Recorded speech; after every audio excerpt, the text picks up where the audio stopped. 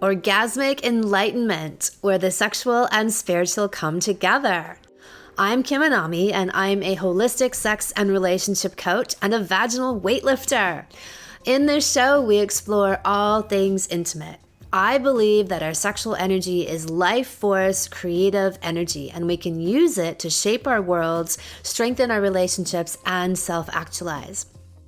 I blend the most avant-garde information from neuroscience, ancient sexual practices like Tantra and Taoism, to renegade wellness modalities to show you how to create gourmet sex in your lives. Come one, come all. Real cures versus obsolete OBGYNs. Obsolete is putting it mildly. Violently evil is putting it accurately. Who is really peddling snake oil, and who are the real quacks? Quack is often the term given to describe unscrupulous, deliberately fraudulent, or too lofty and not justified claims from some kind of health product or service. At its best, quackery might produce some benefit through a placebo effect, which can actually be anywhere from 15 to a whopping 75% effective. And at worst, quackery causes serious damage. We'll talk more on quackery and its origins, but first I want to kick it off by talking about a situation that's come under my radar over the last couple of weeks. For those of you who've been following me for a while, you might remember back nearly 3 years ago, there was a woman, an OBGYN, who I referred to as Valdi, aka Voldemort, aka Jen Gunter, aka the most underfucked woman in the world. She's actually won the award for Fukume last year, and hell, let's just give it to her this year. She's definitely earned it. She was trained as an OBGYN, but she can be seen almost entirely occupying her time running around the internet, stalking natural health practitioners and anyone who suggests that there might be a solution to women's reproductive ailments that does not involve the removal of internal organs or a lifetime of drug and hormones or other kinds of surgeries.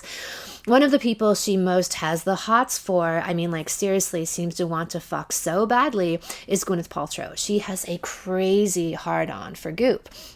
She's written upwards of, 100, 200, I can't even keep count. Let's just say countless articles and criticisms of anything natural that she tries to make out as dangerous. And every time Goop profiles anything that might be good for you that isn't pharmaceutical, she jumps on it. She's constantly whining about, oh my God, essential oils, be careful of the essential oils. Oh my God, so dangerous. Ah! And countless other bullshit. And one of the things that she took aim at was the jade egg. Me, obviously being synonymous with the thing, took note and started to check out this poster child of Fukume. And if you aren't familiar with the medical term I coined, Fukume is females utterly freaking out about absolutely nothing due to lack of phallic shapes near, in, or around their vaginas, leading to cataclysmic psychopathic moments of intense and troubling repressed sexual tension, otherwise known as Fukume. There are certain indications of Fukume, such as rabid, hysterical behavior. That's where the word hysteria comes from, is a woman who's underfucked, getting all riled up about road rage and essentially nothing. If you've seen this kind of Fukume victim in action, you'll get the picture right away. So because this woman's claims about the jade egg were so utterly full of shit, oh my God, jade eggs, oh my God, don't put them in your vagina. But then in the same breath, she recommends using vaginal weights, but only the kind that she recommends. And then so I told her to put her money where her very unused vagina is. So I issued her a $100,000 wager that if we were to compare my clients and her patients, and we looked at orgasms, natural lubrication, ejaculation, sexual pleasure and sensation, overall rejuvenation of their sex lives and their relationships and marriages, libido, reversal of urinary stress incontinence, and improvement in PMS, difficult periods, and menopause, I bet $100,000 that my client results would actually surpass hers. easily. I mean, look, that's why I bet 100 grand, because I know there's no contest, absolutely none. So she ignored my invitation, and then somehow this year, this was nearly 3 years ago, probably because she had her new book coming out and she was desperate for some kind of publicity, she decided to respond. This is nearly 3 years later. So I guess a bunch of people must have been maybe tagging her about this, and perhaps it just got to the point where she couldn't ignore it. Or, like I said, she just chose a moment to try to address it where she could benefit from some of the publicity. So instead of responding to any of the things I actually said and the challenge I issued, she instead began to make up lies about me, and she said that I was spreading lies about cervical cancer screening, which this is a term I've never even used in my life. The only thing I could think of that was even remotely related to that is on my Don't Take It Lying Down podcast, I said that I don't personally get pap smears, and I haven't for years. And because I don't need some stranger to put their hands up my vagina and tell me how it's doing. I know how my vagina is doing because I am very in tune with my body. This has come out of years of cultivating that attunement and not participating in any kinds of allopathic interventions that would disrupt that body awareness, such as being on hormonal birth control. But I know, and I always say this, that everyone is in different places, and I've never discouraged anyone from getting these kinds of things if they feel that's right for them.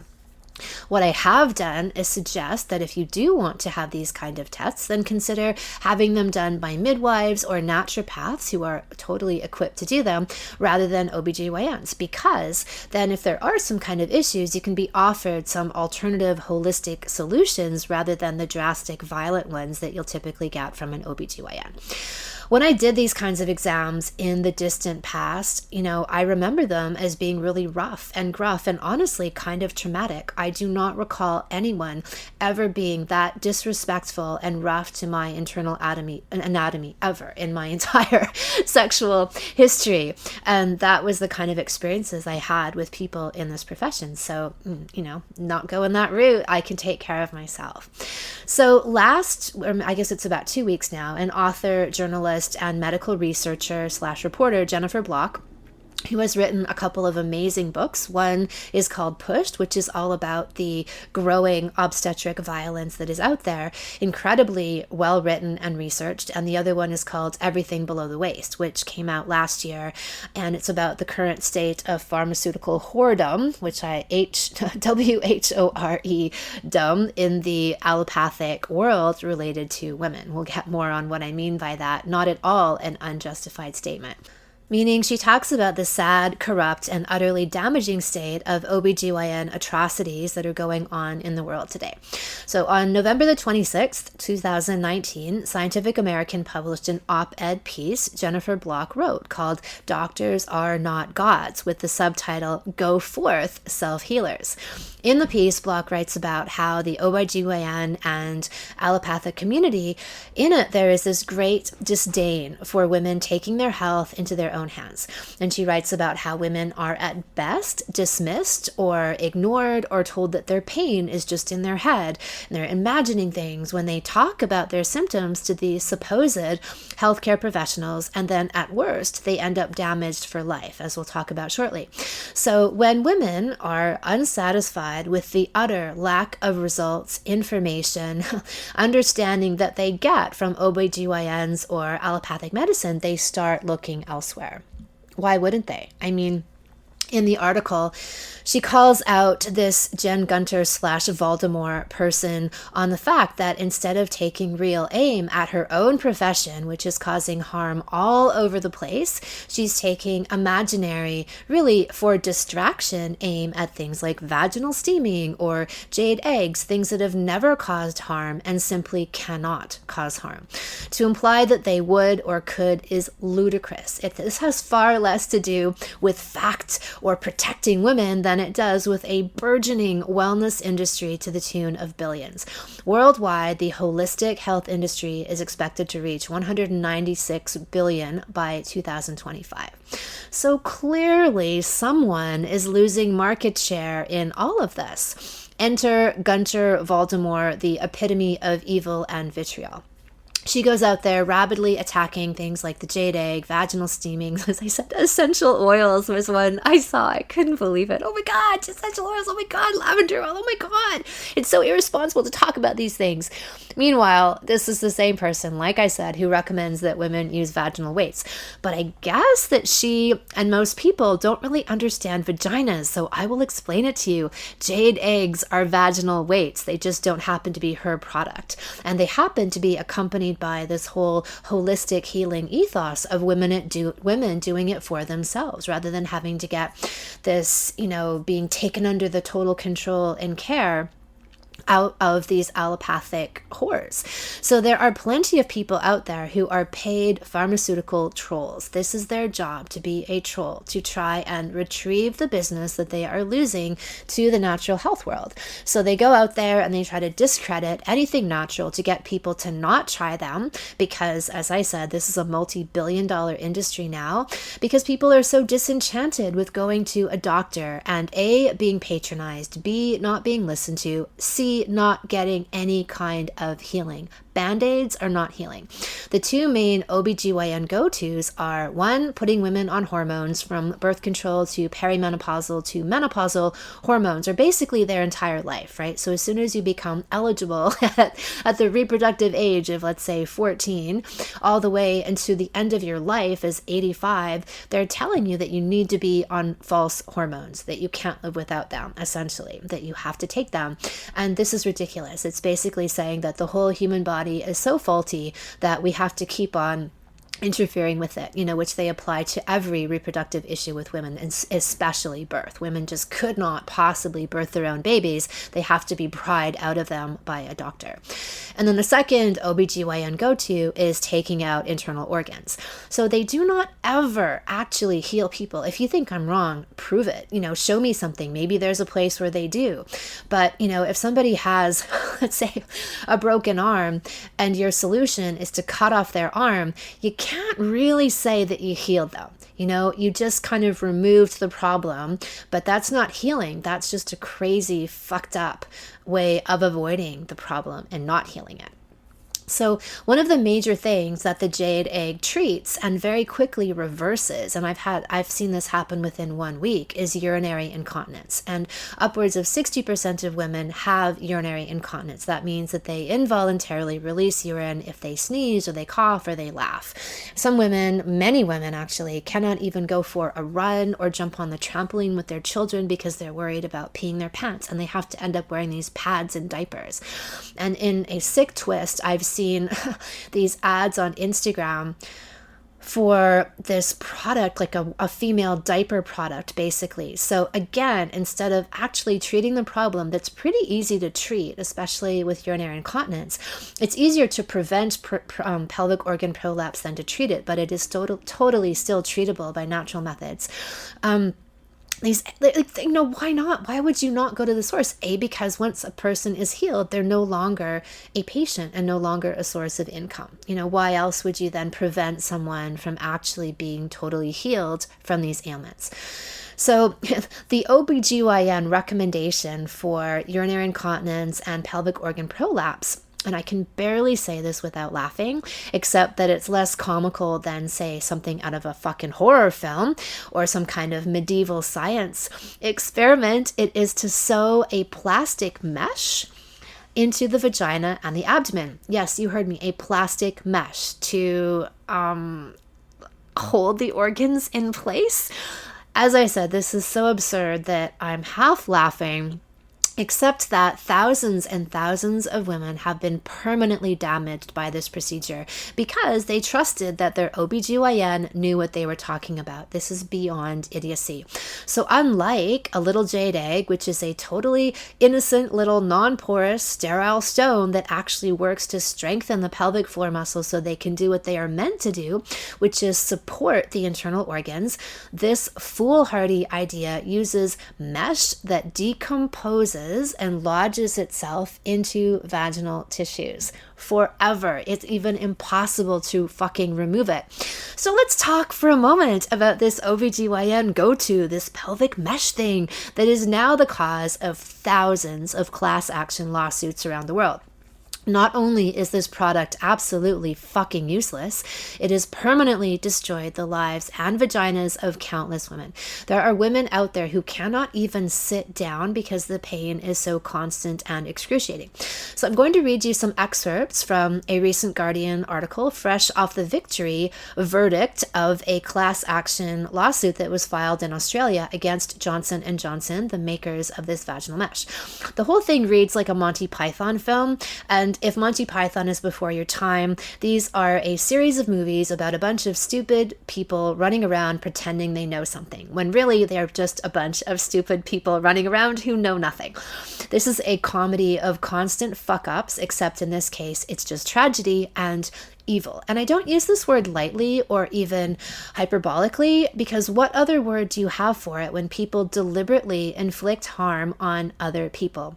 The dictionary defines evil as profoundly immoral and wicked and harmful or intending to harm. And in this context, the word evil is 1000% accurate. So let me go further. This is from The Guardian reporting on the story. Hundreds of women left in debilitating pain by faulty transvaginal mesh devices have won a landmark case against multinational giant Johnson & Johnson. The Australian class action against companies owned by Johnson & Johnson, watched closely around the world, was won on behalf of 1,350 women. The devices all but ruined the lives of many.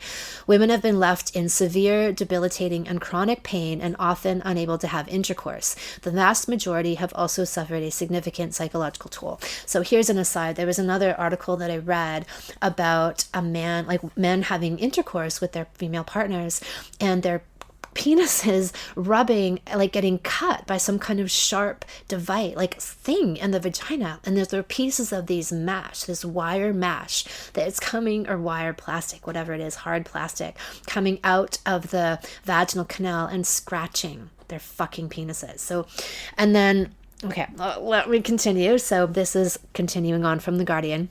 The mesh eroded internally in many cases, has caused infections, multiple complications, and is nearly impossible to remove, Australia's federal court has heard. And this is an aside from me. Like I said, the plastic breaks down and then embeds itself into the vaginal tissues where it's impossible. It's like exploded, and you can't just retrieve all these little pieces. Okay, back to The Guardian. Women describe their pain as, quote, so bad she struggles to breathe, excruciating, as though there was a blade in her vagina, unquote. Judge Katzman found the companies engaged in misleading and deceptive conduct and negligence by rushing the products onto market despite knowing the risks.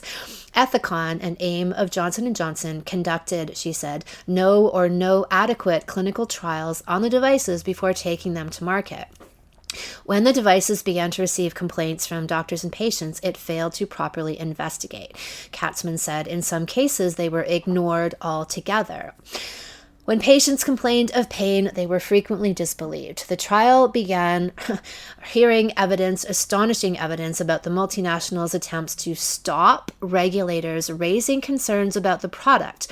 Internal documents suggested that it tried to stop the French health regulator, Haute Autorité de Santé, love my French accent, from publishing a report warning against the use of the untested pelvic mesh devices 2 years after the company began giving them to Australian women.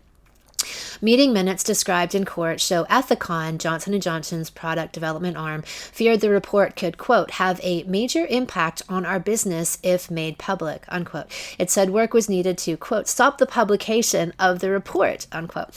Internal emails revealed a doctor enlisted to trial the products warned that he would, quote, not like my wife to undergo this procedure and did not think he would be alone in that view, unquote. The doctor is now earning royalties from their use, the court heard. My term whore is very apropos. Separate emails placed before the court showed a callous, oh God, this is fucking nuts, and disturbing attitude among some French gynecologists involved with the company. One suggested doctors advise women to try anal intercourse if they experienced pain during sex, as in vaginal sex. It's no less true, he says, that sodomy could be a good alternative, the doctor wrote. This has been described as one of Australia's largest product liability class actions. There are over 100,000 women suing mesh manufacturers, and one woman was awarded $57 million. All right, so this is the OBGYN route for treating incontinence and POP. Just like I said, it's kind of like this idea if you were to have a broken arm and the doctor offers to cut off your arm, and then you no longer have an issue with your arm because you can't complain that it still bothers you, right? And this is pretty much exactly what OBGYNs do. If you are having trouble with your periods, instead of actually fixing the problem, they'll just cut out your uterus. Or if they think that you might get cancer, they'll just cut off your breasts. Again, the fact that these approaches are taken seriously and considered anything other than quack medicine is beyond me. Speaking of which, the origin of the term quack came from actual allopathic medical doctors, not herbalists or lay people or midwives. This term came about because a very common and popular cure-all was once thought to be, wait for it, drinking a glass of mercury. This is in the last couple hundred years. Yes, you heard me right. Liquid mercury, the cure for whatever ails you. And this is why we still have mercury fillings. This is a remnant from the time when mercury was given as the solution for everything. So people would dutifully drink their glasses full of mercury because their doctor told them to, and they trusted their doctors because they're the authority and they're always correct? And then they went nuts. They went batshit crazy. And henceforth, these doctors became known as quacks because they were turning their patients into total nutcases with all of that mercury in their brains. So there you have it. Who indeed are the real quacks? Women who strengthen their pelvic floors with jade eggs and permanently and naturally heal themselves, or corrupt, evil businesses that destroy your body? There are countless examples of this in the OBGYN world, from the Essure, a device that was stuffed into women's fallopian tubes to make them sterile. This is another example of a major cataclysmic fuck-up. Like the vaginal mesh, this device breaks down in the body, sending fragments everywhere, causing everything from severe and debilitating pain to perforation of the uterus to autoimmune conditions. There are over 30,000 cases right now. The device has since been taken off the market for poor sales, like just before this big documentary was coming out talking about it, and 21 people have died. So in her book, Everything Below the Waist, Block documents the history of allopathic gynecology, and it is very, very dark. The term obstetrician was created to overtake the commonly used term of midwife, which meant a woman who was with a woman. These people, people who attended the birth and healthcare needs of other women. Block writes, historians Richard and Dorothy Wirtz talk about how the term obstetrician had the, quote, advantage of sounding like other honorable professions such as electrician or geometrician, in which men variously understood and dominated nature. So the man who is known as the father of modern-day obstetrics, James Marion Sims, used to perform experiments on Black women who were enslaved to him without anesthetic, even though it was available at the time, including C-sections. Jennifer Block talks about this in her new book, as I said, Everything Below the Waist, and I honestly couldn't even read all of that section on the history of obstetrics and gynecology. I'm the kind of person who can't stomach violence, so I can't see violent movies or horror films or anything like that. And after reading this history, it was akin to watching a horror film. So if you want to read more, check out Block's meticulously researched and amazingly written book, Everything Below the Waist.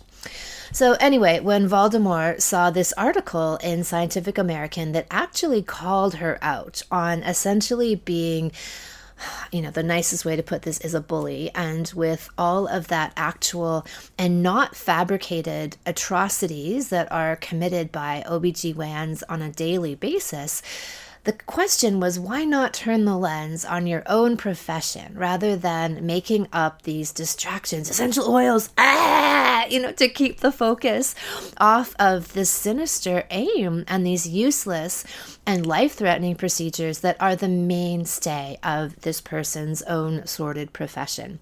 The last part are my words, not Block's. She was a little more subtle in how she said it. Then Valdi turned the Eye of Sauron, and by the way, I realize I'm mixing genres here on the nomenclature, on Block, and then called all of her little orcs to run after her, just like they did with me over the summer when my Instagram was temporarily taken down.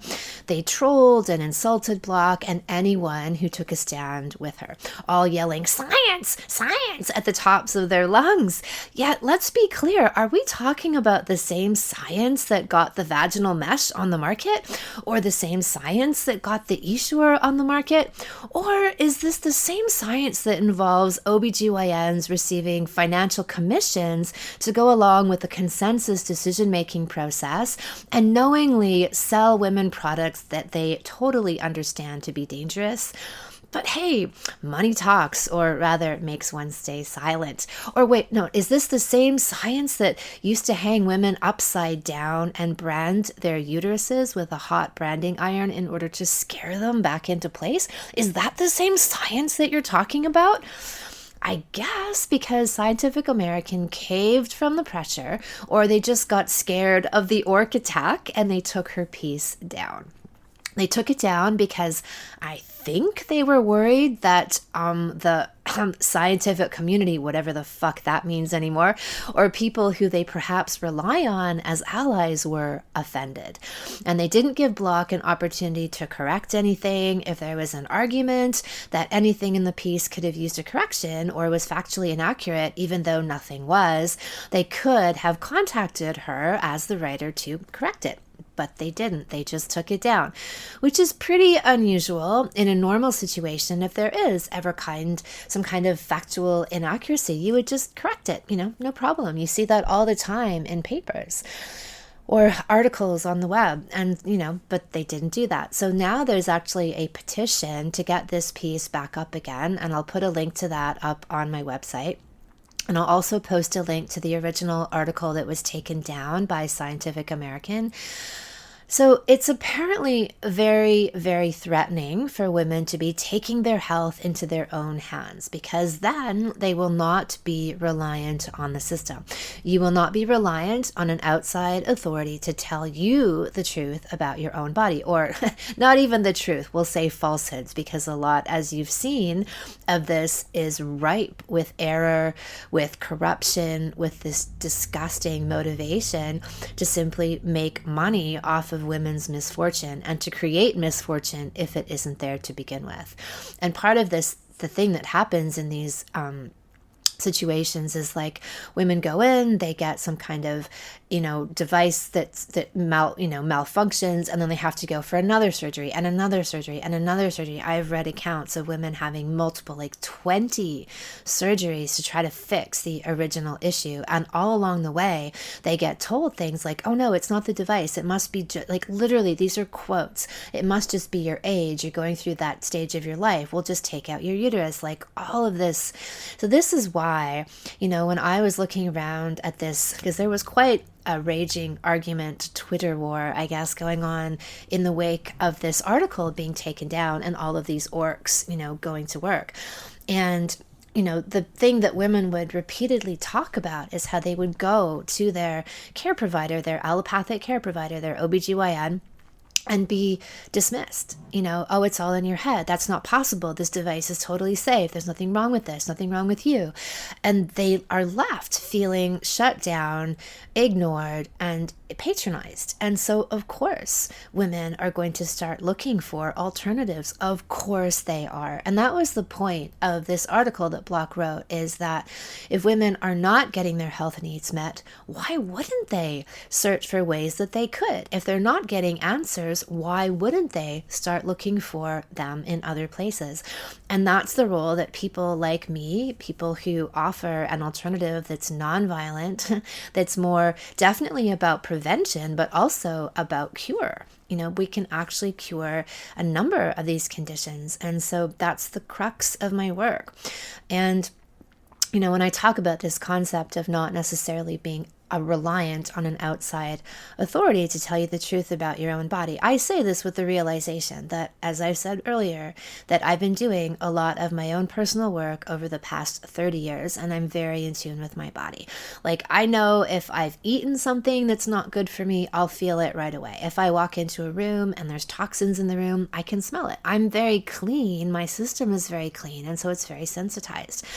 And I understand that I'm in the kind of position that not necessarily every woman is in that place yet, but all of the work I do, my podcast, my blogs, my videos, all of the free education, and of course my salons, are all about helping women and giving them the tools to get closer to that place of having a very, very clear message of what their body is trying to say. The opposite happens in Western medicine, which is like, your body is the enemy, or these parts of your body are useless, like your uterus. It's just a bag for like baby collection. That was a quote that I saw in one of these pieces. And we have to shut it down. We have to cut out these organs. We have to take over and smother your hormonal messaging with medication so that we can control you and your body. So rather than listening to the body, becoming an ally with the body, understanding that the body, if something is out of whack, it's because something is out of whack. So the body is giving us messages, and let's try to figure out what those are and how we can heal them. Radical, radical, radical idea. It's radical because you can do it yourself. You do not need an intermediary. And some skill teaching can be helpful, of course, like, for example, with the whole jade egg scenario that's happened over the past few years since they've been really brought out into the mainstream, courtesy of my vagina, is that people are just buying jade eggs and shoving them in their vaginas and walking around with them all day, and they're not getting any benefit from doing that. You might feel kind of this thrill, like, oh my God, I have a jade egg in my vagina. This is so cool.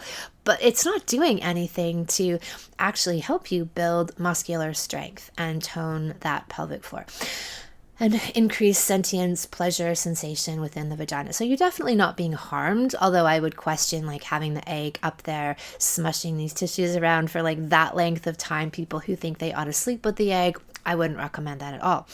But it's just not really being helpful is the main issue. And you can use the same argument about going to the gym. Anyone can walk into a gym and pick up weights. And most people, unless you drop it on your foot, you're not going to get hurt. Oh, I guess if you do like too heavy weight and you're not, not the right form. But that's, kind of like common sense. It's like, I wouldn't tell someone you should go lift 30 pounds with your vagina because, well, anyway, even if you tried, the weight's just going to fall right out. Like, you're not going to damage anything because the weight's just going to fall right out of you.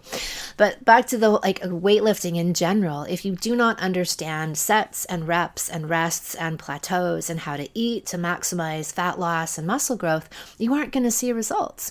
But here's the difference. Once I teach someone how to use the jade egg, they are good for life. They don't need to be coming back to me year after year after years and investing more time and money and energy and me giving them more, Band-Aids? I am in the business of cures, not snake oil Band-Aids, because I want to actually help heal people permanently. And I do this, as I said, is the crux of my work. That is my mission statement with this holistic approach. We can get to the root cause and we can actually help people. And the root cause for POP and incontinence is very simple. It's weak muscles. If you strengthen them, even with a little bit of exercise, you see dramatic results. But then you would lose a lifelong client. And what kind of business model would that be? So ask yourselves, who are the real quacks? Who are the real snake oil peddlers? We're taking a break next week and we'll be back in January in full swing. 'Tis the season of vaginal kung fu. If Santa doesn't bring you a new vagina for Christmas, then come to me in January and I will get you all sorted out. The Jade Egg and my vaginal kung fu program are the most effective tools on the market for vaginal strengthening.